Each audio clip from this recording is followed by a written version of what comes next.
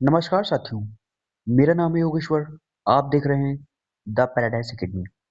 तो आज हम पढ़ेंगे इंग्लिश ग्रामर का सबसे महत्वपूर्ण टॉपिक, सबसे ज़्यादा इम्पोर्टेंट टॉपिक, क्योंकि इसके बिना आप ट्रांसलेशन नहीं कर सकते। जो ट्रांसलेशंस होते हैं जैसे कि आपके हिंदी से इंग्लिश, इंग्लिश से हिंदी, वो आप नहीं कर सकते। तो जो बेसिक होता है वो जो स्टार्ट होता है वो आपका प्रेजेंट इंडेफिनिट टेंस से ही स्टार्ट होता है। ठीक है, टेंस से स्टार्ट होता है। तो चलिए आज हम शुरू करते हैं टेंस। ठीक है, जिसके अंतर्गत हम पढ़ेंगे प्रेजेंट इंडेफिनिट। चलिए शुरू करते हैं।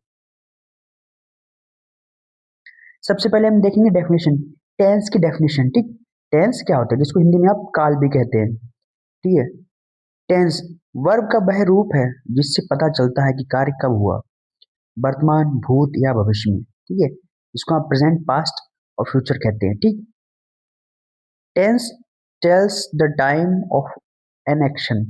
किसी भी कार्य की क्या बताते हैं, टेंस किसी भी कार्य की जो समय है उसको बताते हैं। ठीक है, चलिए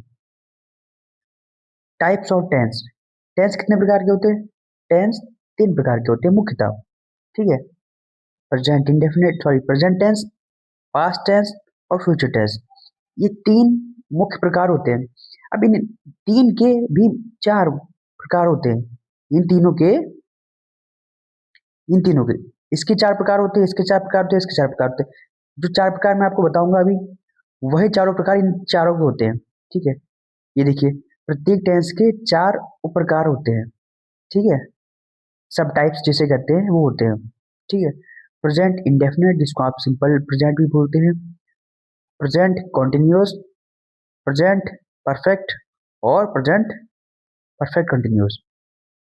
ये जो आपको यहाँ पर दिखाया गया है, indefinite, continuous, perfect, perfect continuous. ठीक है, परफेक्ट कॉन्टिन्यूस, ये ये चार प्रकार एक्स्ट्रा है। ये तीनों टेंस में आपके प्रयोग होंगे, पास्ट में प्रयोग होंगे, फ्यूचर में प्रयोग होंगे। ठीक है, चलिए हिंदी में आपके अलग होते हैं पर अंग्रेजी में आपके सेम रहते हैं। तो आज हम पढ़ेंगे प्रेजेंट इंडेफिनिट। ठीक है, चलिए अब प्रेजेंट इंडेफिनिट की हम डेफिनेशन देख लेते हैं। डेफिनेशन, जो कार्य सामान्य रूप से आदत के रूप में हमेशा या रोज होता है उससे प्रेजेंट इंडेफिनिट टेंस कहते हैं। क्या कहते हैं? प्रेजेंट इंडेफिनिट टेंस कहते हैं। ठीक है, चलिए इसकी हिंदी पहचान देखते हैं। हिंदी पहचान है इसकी, जो आपका हिंदी का वाक्य होगा। जैसे मान लीजिए आपका एक वाक्य दिया गया हिंदी में। ठीक है, वाक्य क्या है? वाक्य है आपका, राम खाता है। राम खाता है। ठीक, अब ये जो वाक्य है आपका, कहा गया है इसकी इसको अंग्रेजी में बदलिए। ठीक, तो अंग्रेजी में आप बदलेंगे तो तभी जब आपको इसको ये पता होगा कि ये सेंटेंस है किस काल का। ठीक है, सबसे पहले हम इसको पहचाना कि ये किसका है, प्रेजेंट इंडेफिनिट का है। ये देखिए कैसे पहचाना हमने, ऐसे पहचाना, इसमें ता है, ती है, ती है। आपका जो वाक्य है, ये आपका पूरा वाक्य जो है, इसके अंत में ता है, ती है, ते है, ये जो है ता है, ती है, ते है आता है। ठीक, तो उसे हम क्या कहते हैं, प्रेजेंट इंडेफिनिट पहचान लिया हमने। अब उसको अ, ये तो हिंदी में हो गया। अब जैसे मान लीजिए कई बार अंग्रेजी में भी आता है कि आप उसको आइडेंटिफाई कीजिए। ठीक है, सेंटेंस देखिए यहाँ पर दिया गया है, वह स्कूल जाता है। ये देखिए ता है, आया है। वह किताब पढ़ते हैं, हम किताब पढ़ते हैं। ते है, ते है, आया। और आईडी में हमारा क्या दिया था, मतलब जो हमारी हिंदी पहचान थी उसमें ता है, ती है, ते है। ता है, ती है, ते है। ठीक, तीन हुई। ताहू भी आ सकता है, क्योंकि आपका जो एक व्यक्ति अपने लिए बोलता है ताहू, मैं पढ़ता हूँ, मैं पढ़ती हूँ। ठीक है, वो भी आ सकता है। अब इंग्लिश में देखिए इसकी पहचान, कभी कभार जैसे इंग्लिश में सेंटेंस आ जाता है। ठीक है, तो उसको आप कैसे पहचानेंगे कि वो इंग्लिश का सेंटेंस है प्रेजेंट इंडेफिनिट का, उसको हिंदी में आप बदलेंगे तो कैसे बदलेंगे? ठीक है, तो ट्रांसलेशन, देखिए ट्रांसलेशन करने के लिए सबसे जरूरी है कि आप उसकी पहचान सकें कि वो सेंटेंस किस आपका किस टेंस का है, किस काल का है। ठीक है, तो पहचान सबसे जरूरी होती है। देखिए वर्ब का बेस फॉर्म, ठीक, वर्ब का बेस फॉर्म मतलब फर्स्ट फॉर्म आती है, ही शी इट, ये सिंगुलर नाउन होते हैं। ठीक है, ये एक वचन होते हैं, और इनके साथ जो नाउन आता है, जो आपका क्या बोलते हैं वर्ब आता है, वो उसमें एस ई आई एस लग जाता है। क्या लग जाता है? वर्ब की फर्स्ट फॉर्म प्लस एस या ईएस लग जाता है उसमें, ठीक। चलिए, अब सेंटेंस कितने प्रकार के होते हैं? सेंटेंस आपके जितने प्रकार के होते हैं उसके हिसाब से हम इसमें जो है आपके जो है हम इसमें सेंटेंस बनाएंगे, ठीक। चलिए, अफर्मेटिव सेंटेंस, सबसे पहला अफर्मेटिव सेंटेंस, इसमें हम टेंस देखेंगे। इसका स्ट्रक्चर, ठीक है, स्ट्रक्चर आपके सामने दिया गया है। इसमें आपके स्ट्रक्चर में सब्जेक्ट होगा, वर्ब की फर्स्ट फॉर्म होगी, उसमें एस या एस होगा और प्लस ऑब्जेक्ट होगा। बिल्कुल साधारण साधारण वाक्य है आपका, ठीक है, अफर्मेटिव सेंटेंस, ठीक। अब एस आपके रूल में तो दे दिया है, अब लेकिन हम ये देखेंगे एस या एस का जो रूल होता है वो कैसे काम करता है। एस या एस का जो रूल होता है वो कैसे काम करता है, ये देखिए, कंफ्यूजन की जरूरत नहीं है बिल्कुल। ही शी इट सिंगुलर नाउन के साथ एस या एस, यानी अगर आपका जो सब्जेक्ट है, आपका सब्जेक्ट जैसे मान लीजिए ही आया, ठीक है, तो उसके आगे जो, जैसे मान लीजिए खाता है, ही ईट है, ईट, ईट्स हो जाएगा, ठीक है, ईट्स, तो आपका एस या एस उसके साथ आता है, ठीक। अब जैसे वर्ब के अंत में O C H S H S S X हो तो ई एस हो जाता है, ये आपको ध्यान रखना है, ठीक। चलिए,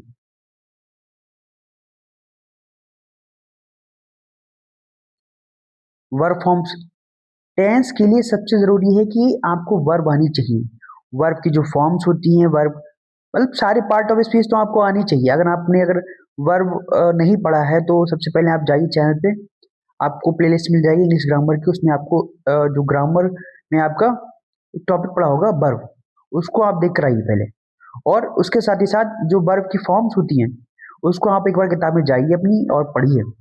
किताब नहीं है तो गूगल पे जाइए, गूगल से पढ़िए। अगर आपको फॉर्म्स नहीं पता कि वर्ब की फॉर्म्स क्या होती हैं, कैसे परिवर्तित होती हैं, तो आप टेंस मत पढ़िए, कोई मतलब नहीं टेंस पढ़ने का। टेंस का बेस होता है वर्ब, ठीक है, उसकी रीढ़ की हड्डी होती है वर्ब, ठीक है। चलिए, वर्ब फॉर्म्स देखिए, गो का गोस, ठीक है, वॉच वॉशेस, ये आपका किसके लिए, अभी आपका हमारा बात कर रहे हैं हम प्रेजेंट इंडेफिनिट के लिए, ठीक है, वो क्या हो जाएंगे, टीच का टीचर्स, ठीक है। अब देखिए, इसमें बताया गया है कि जो कॉन्सोनेंट होता है आपका, कॉन्सोनेंट लास्ट में जो वाई होता है, अ, ये जो वाई होता है, जब हम जैसे मान लीजिए प्ले है, एग्जाम्पल यहाँ दिया गया है फिलहाल, तो ये देखिए क्राई है, ठीक है, जब किसी सेंटेंस को हम बड़ा करते हैं और उसके अंत में बाई हो, तो बाई हटकर आई हो जाता है, और ठीक है, आई हो जाता है, क्या हो जाता है, आई हो जाता है, और आगे आप जो भी करो, आप जैसे हम अभी ये जोड़ रहे हैं, आप आगे कुछ भी जोड़ना चाहो, और जिसके साथ जोड़ना चाह रहे हो अगर उसमें वाई है अंत में, तो वो वाई हटके आई हो जाता है, उच्चारण सेम रहेगा, ठीक है। चलिए, ये देखिए आपको यहाँ दिया गया है क्राई का क्राइस, ठीक। एग्जाम्पल देखिए, एग्जाम्पल इसका दिया गया है, ही प्लेस क्रिकेट, ठीक है। ही देखिए आपका क्या है, ही आपका एक वचन है, इसलिए उसके साथ प्लेस में प्ले, प्ले होता है, पी एल ए वाई, और उसके साथ हमने एस लगाया है, क्या लगाया है, एस लगाया, क्यों लगाया है, क्योंकि ये आपका एक वचन है, और एक वचन के साथ हमें एस या एस वर्ब के साथ लगा दीजिए, ठीक। चलिए, अगला देखिए, she goes to school, she भी आपका एक वचन है, इसलिए हमने जो गोस है, गो, गो के साथ ई एस लगाया है, ठीक है। Ram reads a book, Ram आपका एक वचन है, क्या है, एक वचन है, तो इसलिए हमने इसके जो रीड हमारा जो वर्ब है उसके साथ हमने क्या लगाया है, हमने उसके साथ एस लगाया है, ठीक। अगला देखिए, आई प्ले क्रिकेट, आई आपका क्या है, आई वी दे, ये आपके जो है इनके साथ, आपका जो आई है, ठीक है, आपका जो है एक वचन है, लेकिन आई वी दे, आई वी और दे, ठीक है, इनके साथ आपका क्या आता है, इनका वर्ब की फर्स्ट फॉर्म आती है, इनके साथ एस या एस नहीं लगता है, ठीक है, इनको बहुवचन में गिना जाता है, ठीक है। और अगला देखिए, दे वर्क हार्ड, दे देखिए मैंने आपको यहाँ बताया, ये मैंने आपको बताया दे, ये देखिए दे आ गया, ठीक है। दे वर्क हार्ड, वर्क आपका क्या है, आपका वर्ब है, लेकिन इसके साथ एस या एस नहीं आया, सिर्फ वर्ब की फर्स्ट फॉर्म आई है, ठीक। चलिए, अगला देखिए, निगेटिव सेंटेंस, अफर्मेटिव हो गया, अब निगेटिव सेंटेंस देखिए, निगेटिव सेंटेंस का स्ट्रक्चर आपको दिया गया है, क्या है, जो अफर्मेटिव का आपका स्ट्रक्चर था बस वही है, थोड़े से चेंजेस किए गए उसमें। क्या चेंजेस किए गए देखिए, शुरू में सब्जेक्ट है ठीक है, लास्ट में ऑब्जेक्ट है ठीक है, बीच में क्या करा हमने, इसमें हमने एस, ई एस और एस को हमने हटा दिया, ठीक। तो इनको हटाने की वजह से हेल्पिंग वर्ब हम लेंगे, जब ये हमने हटाया तो हेल्पिंग वर्ब डू और डज हो जाती है, क्या हो जाती है, हेल्पिंग वर्ब डू और डज हो जाती है। और हेल्पिंग वर्ब और वर्ब के बीच में नॉट आता है, क्या होता है, हेल्पिंग वर्ब और वर्ब के बीच में नॉट आता है, वर्ब की फर्स्ट फॉर्म ही रहेगी। चलिए डू और डज का नियम देख लीजिए, डू और डज कैसे काम करता है। डू आपका आता है आई वी यू दे, प्लूरल जो होते, देखिए मैंने आपको क्या बोला, आई आपका क्या है, आई आपका बहुवचन में आता है, ये देखिए साफ साफ लिखा हुआ है, ठीक है, प्लूरल में। अब डू है आपका किसके साथ आया है, आई वी यू दे, ये प्लूरल। ध्यान रखिए आई अपना दिमाग मत लगाइएगा कि एक वचन होता है, नहीं, आई एक वचन में नहीं गिना जाता। इंग्लिश में आपका, हिंदी में आपका एक वचन में आ सकता है, लेकिन अंग्रेजी में आपका बहुवचन में आता है। ही शी इट, ठीक है, ही शी इट आपका क्या होता है, एक वचन में आते हैं यानी सिमिलर होते हैं, तो इनके साथ डज आएगा। सीधे एक लाइन में अगर समझे तो जो डू है वो आपका किसके साथ आएगा, एक वचन के साथ आएगा। डस किसके साथ आएगा, वो आपका सॉरी, हाँ आपका एक वचन के साथ आएगा, डू आपका बहुवचन के साथ आएगा, ठीक है। चलिए डू के बाद वर्ब में एस ई आई एस नहीं लगता है, डस के बाद वर्ब में एस ई आई एस नहीं लगता है, ठीक। चलिए एग्जाम्पल देखिए, एग्जाम्पल है he does not play cricket, he क्या है, एक वचन है, डज आया, हमने क्या कहा था, हम एक वचन के साथ डज लेंगे, क्या लेंगे, डज लेंगे, ठीक। तो ये हमारा हेल्पिंग वर्ब हो गया, क्या हो गया, ये हमारा हेल्पिंग वर्ब हो गया, ठीक है, ये हमारा वर्ब वर्ब हो गया प्ले, और ये हमारा नॉट हो गया। अब देखिए प्ले में हमने क्या करा, एस ई आई एस नहीं लगाया है, नॉर्मल हमारा वर्ब की फर्स्ट फॉर्म है ये, एस ई एस क्यों नहीं लगा रहे हैं, क्योंकि हमने यहाँ पर हेल्पिंग वर्ब यूज कर ली है डज, ठीक। She does not, she does not go to school, does हमने प्रयोग किया है, ठीक, क्योंकि निगेटिव सेंटेंस स्ट्रक्चर में दिया गया है, ठीक है, फिर नॉट, और हमने वर्ब की फर्स्ट फॉर्म गो यूज की है, ठीक है। एक बहुवचन का देख लीजिए sentence, I do not like T, ठीक है, I do not like T. अब इसमें क्या है, हमने आई के साथ डू लगाया है, आई हमारा बहुवचन में आता है, ठीक है, नॉट, ठीक है, स्ट्रक्चर के अकॉर्डिंग डू डस के बाद नॉट आना है, फिर लाइक हमारा वर्ब की फर्स्ट फॉर्म हो गई और ऑब्जेक्ट टी हो गया, ठीक।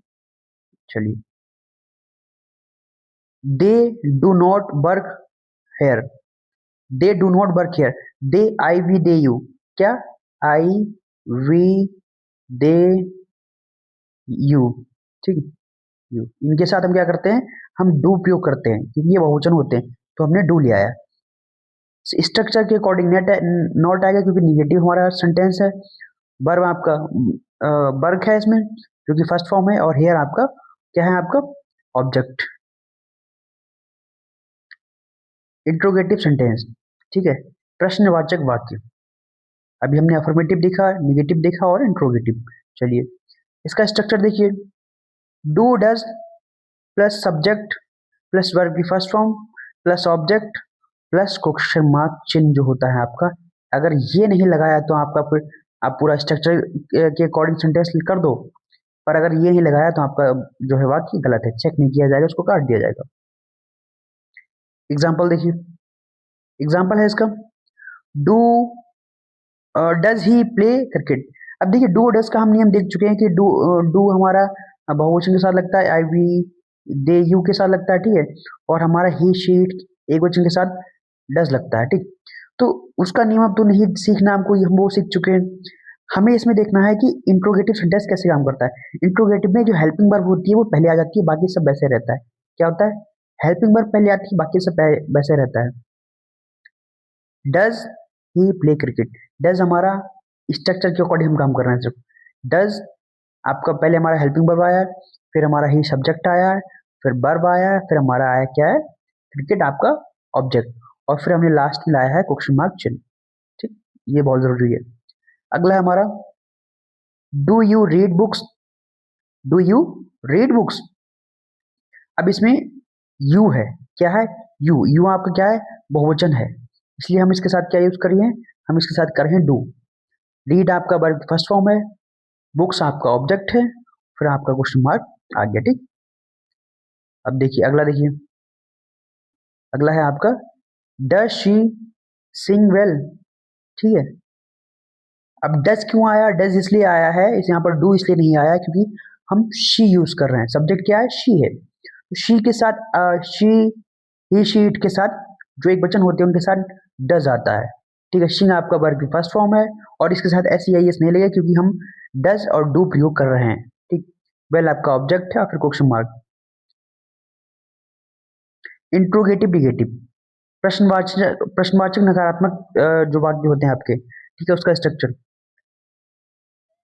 डू या does plus subject plus not plus verb की फर्स्ट फॉर्म प्लस ऑब्जेक्ट और प्लस आपका क्या है, क्वेश्चन जो मार्क चिन्ह होता है वो। ठीक, कब लगेगा नियम, इसके दो नियम होते हैं फिलहाल, देखिए मैं आपको दिखाता हूँ। एक तो ये हो गया आपका do does plus subject plus not, एक नॉट आपका सब्जेक्ट के बाद है, ठीक है, और एक में क्या है, दूसरा नियम ये है आपका यहाँ पर do does, do not, does not plus subject, यहाँ हेल्पिंग वर्ब के साथ, यहाँ हेल्पिंग वर्ब के साथ आपका नॉट आ रहा है, ये देखिए इसमें नॉट ऐड है।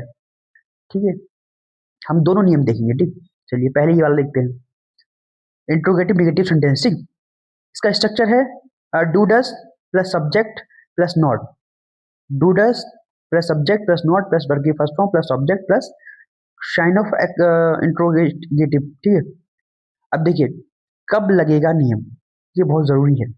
ठीक है, जब सेंटेंस फॉर्मल हो, बिल्कुल साधारण सेंटेंस हो, किसका, इंट्रोगेटिव निगेटिव का, जब राइटिंग एग्जाम बुकिश इंग्लिश हो, ठीक है, जब टीचर बोर्ड एग्जाम में साफ सुथरा स्ट्रक्चर चाहिए हो। ठीक है, अभी मैं आपको एक्सप्लेन करता हूँ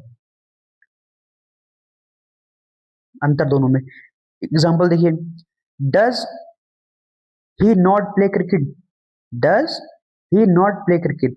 देखिए पहला तो अगर हम इसको अगर नॉट को हटा दें, ठीक है, नॉट को हटा दें, गलत हो गया, ये देखिए नॉट को हमने हटा दिया, ठीक, नॉट को भी नहीं मान रहे, तो ये नॉर्मल इंट्रोगेटिव सेंटेंस हो गया, नॉर्मल इंट्रोगेटिव हो गया, नहीं हो गया, डज ही प्ले क्रिकेट। ठीक, डज ही प्ले, डज हमने क्यों लगाया, क्योंकि ही आया सब्जेक्ट, ठीक है, इसलिए डज आया, डज ही प्ले क्रिकेट। ठीक है, अब हमने नॉर्मल इंट्रोगेटिव हो गया, अब हम इसमें क्या करा, अब हम इसमें इंट्रोगेटिव निगेटिव है तो हमने सब्जेक्ट के बाद स्ट्रक्चर के अकॉर्डिंग नॉट लगा दिया, क्या लगा दिया, नॉट लगा दिया, तो does he not play cricket. ठीक है, और प्लस आपका साइन ऑफ इंट्रोगेशन। ठीक, फिर आपका क्या है आगे, आगे है do you not know my name, क्या तुम मेरा नाम नहीं जानते हो। ठीक है, तो इसमें आपका क्या है, डू क्यों आया, क्योंकि आपका सब्जेक्ट क्या है, यू है।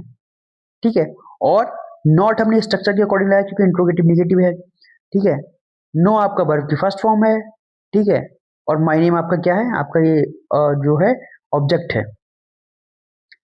Does she not go to school, does आपका क्यों आया, क्योंकि सब्जेक्ट आपका शी है, नॉट इंट्रोगेटिव निगेटिव सेंटेंस है इसलिए नॉट आया है, वो आपकी वर्ब की फर्स्ट फॉर्म है और टू स्कूल जो है आपका ऑब्जेक्ट है। ठीक, ये सेंटेंस ज्यादातर करेक्ट प्लस ज्यादा फॉर्म मानते। देखिए ये वाला जो आपका स्ट्रक्चर है, अगर आप ग्रामर सीख रहे हो, ठीक है, सिर्फ एग्जाम देने के लिए, तो ये वाला स्ट्रक्चर आपका काम करेगा। ठीक है, आपको सेंटेंस बनाने होते हैं, आपको एग्जाम पास करना है बस, तो आपका ये स्ट्रक्चर इंपॉर्टेंट है, do does plus subject plus not plus verb की first form plus object plus sign of interrogation. ठीक है, तो इसमें क्या करा, इसमें हमारा सब्जेक्ट से पहले आपका हेल्पिंग वर्ब लगा है और सब्जेक्ट के बाद आपका नॉट लगा है, सब्जेक्ट के बाद नॉट लगेगा वो आपका इंपॉर्टेंट है, ध्यान रखिएगा।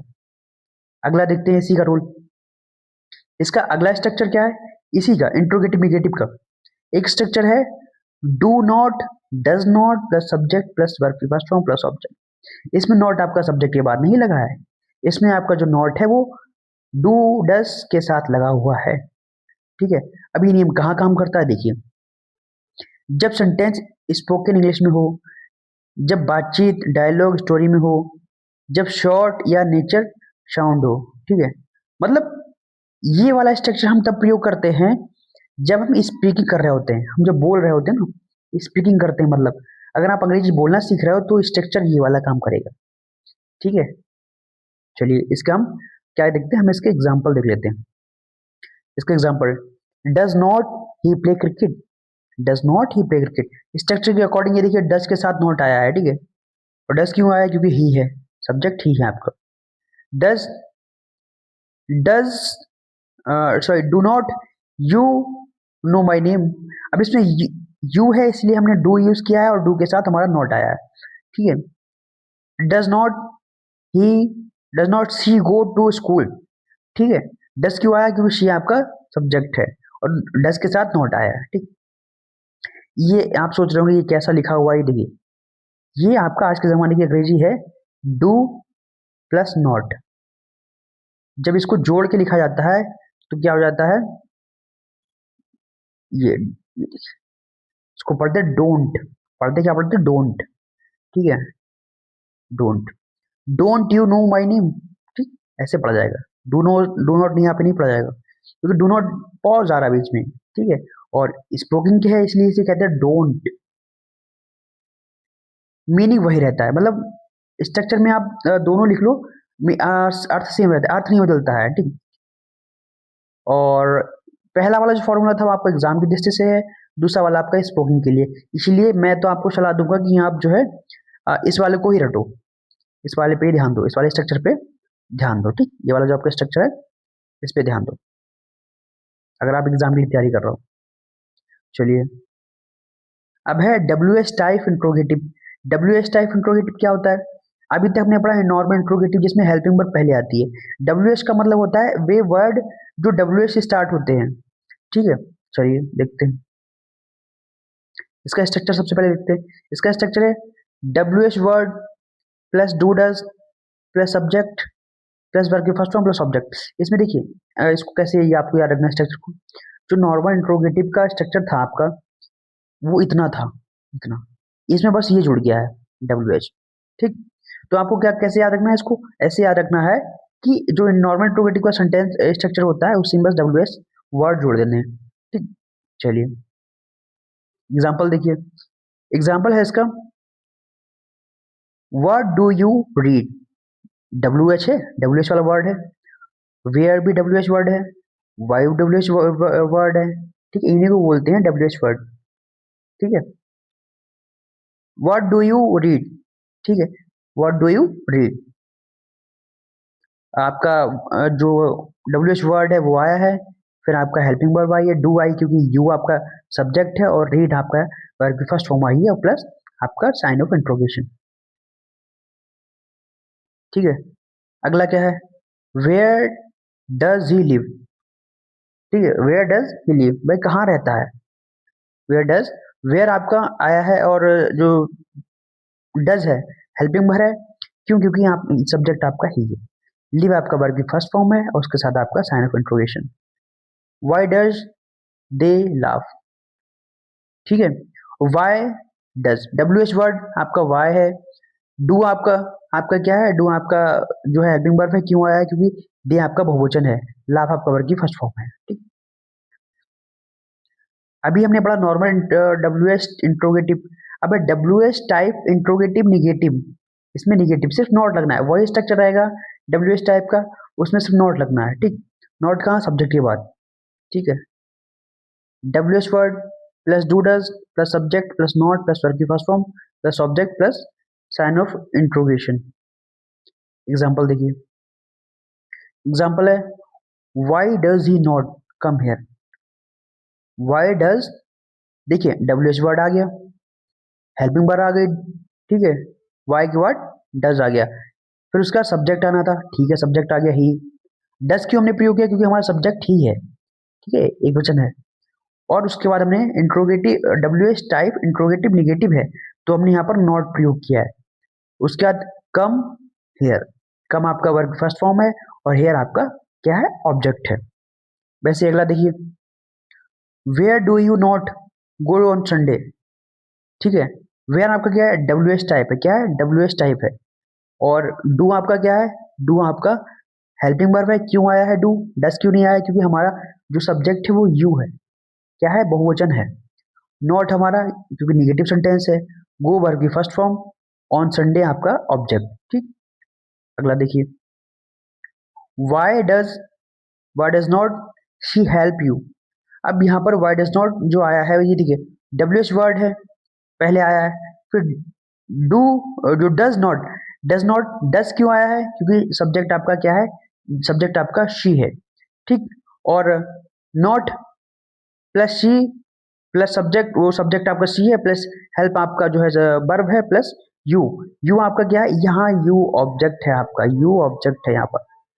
ठीक, चलिए अगला देखिए, अगला है आपका जो ट्रिक्स और एग्जाम टिप्स हैं, ठीक है, उनको हम देखते हैं। चलिए, टिप्स क्या है, टिप्स नंबर आपकी टिप नंबर 1, सेंटेंस में ता ती ते अगर हैं तो प्रेजेंट इंडेफिनिट क्या कहलाएगा, पक्का वो प्रेजेंट इंडेफिनिट टेंस है आपका। ठीक है, ये आपकी पहचान हो गई। अगली टिप्स क्या है, अगली टिप है डू आया तो मतलब वर्ब नेक्ड होगा, क्या होगा, नेक्ड होगा, no S E I S. ठीक, no S E I S. ठीक, चलिए अगला देखिए, टिप नंबर 3, अफर्मेटिव में एस ई आई एस ठीक लगता है, और निगेटिव इंट्रोगेटिव, निगेटिव में इंट्रोगेटिव जो भी दोनों होते हैं उनमें डू या डस का प्रयोग होता है, उसमें एस ई आई एस नहीं आता है। टिप नंबर 4, टिप नंबर 4 कहती है एवरीडे वर्ड्स दिखें तो ध्यान दो, always, usually, daily, often, everyday. ठीक है, इन पे ध्यान दो थोड़ा। और आपका क्या है, टिप नंबर 5 जो बोर्ड एग्जाम के लिए इंपॉर्टेंट है, पहले सब्जेक्ट पहचानो, फिर डू या डज चुनो। सब्जेक्ट मैं आपको पहले ही बता चुका हूँ, फिर बता रहा हूँ। ठीक है, जाते जाते देखिए, आई, वी, दे और यू, ये आपका क्या है, ये आपका बहुवचन है, तो इनके साथ क्या आएगा आपका, इनके साथ आपका आएगा डू, क्या आएगा, डू। और ही शीट, क्या, ही शी इट, इनके साथ आपका क्या आता है, इनके साथ आपका डज आएगा, क्या आएगा, डज आएगा, क्योंकि ये आपका एक वचन है। ठीक, तो आज के लिए इतना ही। अगर प्रेजेंट इंडेफिनिट जो टेंस हमने आज पढ़ा है इससे संबंधित आपका कोई प्रश्न है, कुछ भी समझ नहीं आया, कोई भी रूल, कोई भी स्ट्रक्चर अगर आपको समझ नहीं आया तो आप कमेंट करिए। ठीक है, मिलते हैं नेक्स्ट वीडियो में, अगला जो हमारा टेंस है उसके बारे में। ठीक, चलिए आज के लिए इतना ही।